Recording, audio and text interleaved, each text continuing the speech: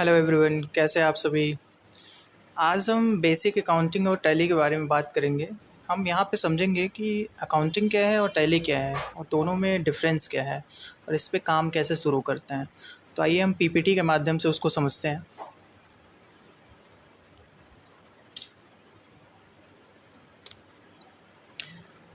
देखिए, सबसे पहले बात आती है अकाउंटिंग की। हम सभी ने अकाउंटिंग का नाम सुना होगा, जिसे हम हिंदी में लेखांकन के नाम से जानते हैं।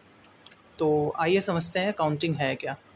तो अकाउंटिंग एक प्रोसेस है जिसमें हम बिज़नेस के सारे लेन देन जो ट्रांजैक्शन होते हैं हमारे, उन सभी को हम क्या करते हैं, वो एक व्यवस्थित ढंग से रिकॉर्ड करते हैं। ठीक है। और रिकॉर्ड क्यों करते हैं, उसका कुछ रीज़न होता है। ठीक है।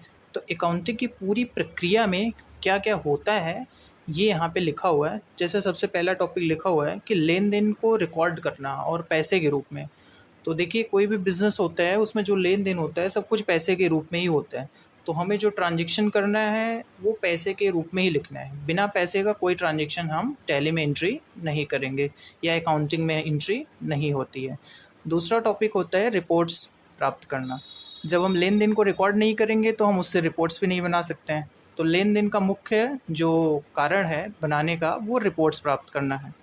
विश्लेषण करना, विश्लेषण की प्रक्रिया में हम बिज़नेस में होने वाले लेन देन और बिज़नेस में होने वाली प्रक्रियाओं का अच्छे ढंग से विश्लेषण करते हैं, जिससे पता चलता है कि क्या हो रहा है और क्यों हो रहा है। निर्णय देना, निर्णय देने का मतलब है विश्लेषण करने के बाद हम एक डिसीजन देते हैं कि ऐसा होना चाहिए। अंतिम खाते तैयार करना, अंतिम खाते तैयार करने का सीधा सा मतलब है कि हम ट्रांजैक्शन कंप्लीट कर चुके हैं, एक हमारा टाइम पीरियड ख़त्म हो चुका है, उसके बाद हम एक लास्ट डिसीजन दे रहे हैं कि ये इस खाते का अंतिम स्थिति है या ये इस व्यक्ति का अंतिम स्थिति है। व्यापार की संपत्ति और जिम्मेदारियां दिखाना। तो व्यापार में चूंकि दो ही चीज़ें होती है, संपत्ति और जिम्मेदारी, तो उसका पूरा का पूरा हिसाब किताब अकाउंटिंग की प्रक्रिया में आता है। टैक्स को जमा करना, टैक्स का हिसाब किताब रखना, सारे डॉक्यूमेंट्स का रख रखाव। तो ये पूरी की पूरी प्रक्रिया क्या कहलाती है, अकाउंटिंग। अकाउंटिंग ज़रूरी क्यों है? ज़रूरी इसलिए है कि जब तक हम कोई रिकॉर्ड्स रखेंगे नहीं, तब तक हमें किसी भी प्रकार का लेन देन जो हुआ है हमें पता ही नहीं चलेगा। जैसे एक एग्जांपल हमने दिया है यहाँ पे कि हम दिन भर में अगर 100 लोगों को सामान बेच दे रहे हैं या ख़रीद ले रहे हैं उनसे, तो उसका हिसाब किताब नहीं लिखा कि कितना बेचा, किस व्यक्ति को बेचा, कितना उधार बेचा या नकद बेचा, और हमारे पास कितना सामान बचा हुआ है, कितना पैसा बचा हुआ है, हमने बैंक से पेमेंट्स किए या फिर हमने यूपीआई किया, क्या किया, अगर हमने नहीं लिखा है तो हम उसको बाद में रिकॉल नहीं कर सकते हैं, क्योंकि हमें उतनी चीज़ें याद नहीं रहेंगी। तो इसलिए अकाउंटिंग ज़रूरी है ताकि हमारे पास एक रिकॉर्ड रहे। अकाउंटिंग है क्या? अकाउंटिंग देखिए दो शब्दों से मिलकर बना हुआ है, अकाउंट्स और आईएनजी है। यानी कि अकाउंट्स को मैनेज करना ही अकाउंटिंग है। अब अकाउंट्स का मतलब क्या है कि बिज़नेस में जो भी चीज़ें यूज़ हो रही है, जो भी नाम यूज़ हो रहा है, कोई व्यक्ति का नाम हो गया, संस्था का नाम हो गया, संपत्ति, खर्च, ठीक है, टैक्स का नाम हो गया, जैसे टीडीएस हो गया, जीएसटी हो गया, खर्च में आपका बिजली बिल हो गया, किराया हो गया, वेतन हो गया, संपत्ति में आपने फर्नीचर्स रखे हैं, चेयर्स हैं, इन्वर्टर्स हैं, जो भी चीज़ें, वाहन है, संस्था जैसे बैंक अकाउंट्स हो गए या किसी संस्था से लेन देन हो रहा है, तो ये सारे जो नाम हैं वो हमारे लिए कंपनी में या फिर अकाउंटिंग के फील्ड में अकाउंट्स कहलाते हैं, जिनको हम लोग खाता कहते हैं। और इन्हीं लोगों का पूरा हिसाब किताब रखना अकाउंटिंग कहलाता है। तो अकाउंटिंग का सीधा सा अर्थ हुआ अकाउंट्स का सारा हिसाब किताब रखना। अब अकाउंटिंग के दो हिस्से हो जाते हैं। सारा हमारा जो अकाउंटिंग चल रहा है इसे हम लोग डबल एंट्री सिस्टम बोलते हैं। ठीक है। तो डबल एंट्री सिस्टम में किसी ट्रांजैक्शन के दो हिस्से हो जाते हैं, धनी पक्ष और ऋणी पक्ष। धनी पक्ष को हम लोग टू या क्रेडिट या सीआर से दर्शाते हैं और ऋणी पक्ष को हम लोग बाई, डेबिट या डीआर से दर्शाते हैं। ठीक है। और बिजनेस के दो हिस्से हो जाते हैं जिसमें हम लोग जिम्मेदारियां और संपत्तियां समझते हैं। जिम्मेदारियां क्या है, जो हमें पूरी करनी है। संपत्तियां क्या हैं, जो हमारी हैं। जिम्मेदारियों में टैक्स आ जाएगा, जहाँ से हमने सामान उधार खरीदे हैं क्रेडिटर्स आ जाएंगे, हमने अगर लोन ले रखा है, किसी से पैसा उधार ले रखा है तो वो सारी चीज़ें आ जाएंगी। संपत्तियों में हमारे पास जो प्रॉपर्टी बची हुई है, जो हमारा गुड्स बचा हुआ है, डेप्टर्स अगर हमने किसी को उधार सामान दे रखा है तो वो भी हमारी संपत्ति में आएंगे। हमने बैंक में जमा कर रखा है तो वो भी संपत्ति में आएगी। कुछ और चीज़ें जैसे हमने कहीं इन्वेस्टमेंट कर रखा है, किसी को पैसा उधार दे रखा है, ठीक है, एडवांस में टैक्स जमा कर रखा है, तो वो सारी चीज़ें हमारी संपत्ति में आती हैं। तो अकाउंटिंग के दो हिस्से होते हैं और बिजनेस के भी दो ही हिस्से होते हैं, जिम्मेदारियाँ और संपत्तियाँ।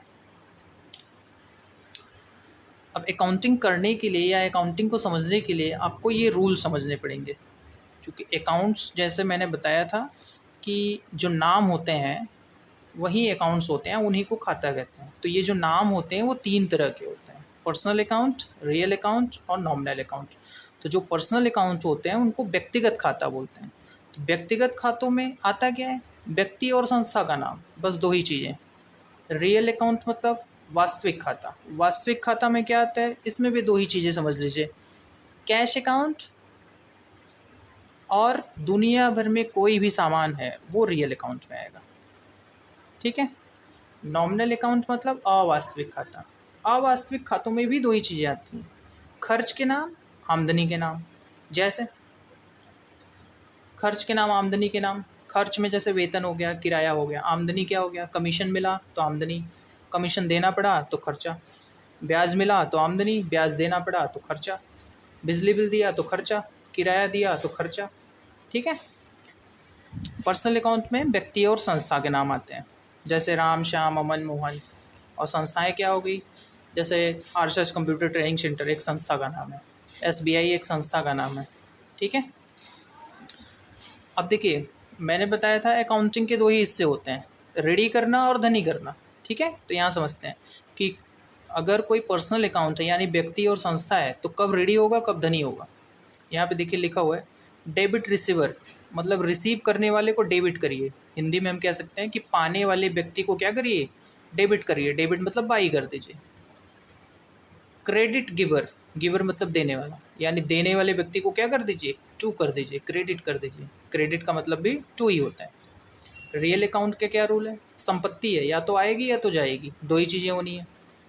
तो अगर संपत्ति आ रही है तो उसको करिए डेबिट यानी बाई, और अगर संपत्ति जा रही है तो उसको करिए टू। जैसे पैसा आया तो डेबिट में लिखा जाएगा, पैसा गया तो क्रेडिट में लिखा जाएगा, ठीक है। सामान खरीदा तो डेबिट में लिखा जाएगा, सामान बेचा तो क्रेडिट में लिखा जाएगा। अगला नॉमिनल अकाउंट।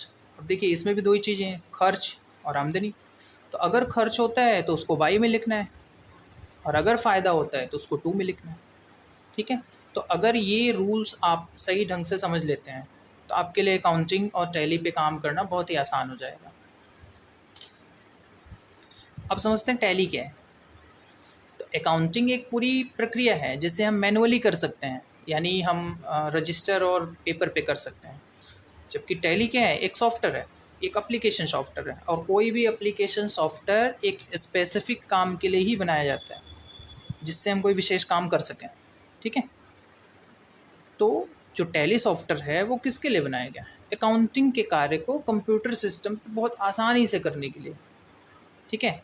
यानी हमें कैलकुलेशन नहीं करना पड़ेगा, हमें परसेंटेज नहीं निकालने पड़ेंगे, ठीक है। हमें क्या करना है, बस एंट्रियाँ करनी है। टैली हमें सारी रिपोर्ट, सारी चीज़ें तैयार करके खुद ब खुद दे देगा, जिसे हमें समझना पड़ेगा। टैली बनाने वाली कंपनी का नाम है tellysolutions.pvt.ltd। ये कंपनी जो है वो भरत गोयनका और श्याम गोयनका नाम के 2 लोगों ने स्थापित किया था।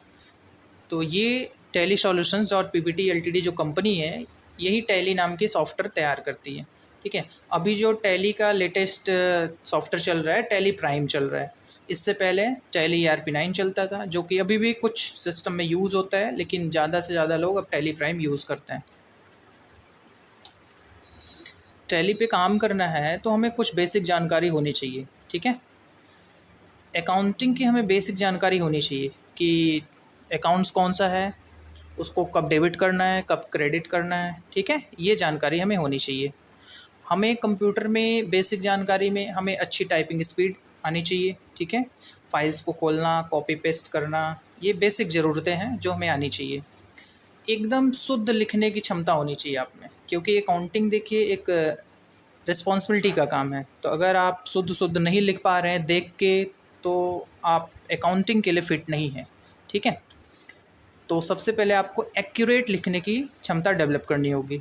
कंप्यूटर के शॉर्टकट आने चाहिए आपको, ताकि आप तेज़ी से काम कर सकें। सामान्य घटनाएं जो दैनिक जीवन में होती हैं, जैसे जोड़ घटाना, परसेंटेज, ठीक है, तो ये सारी चीज़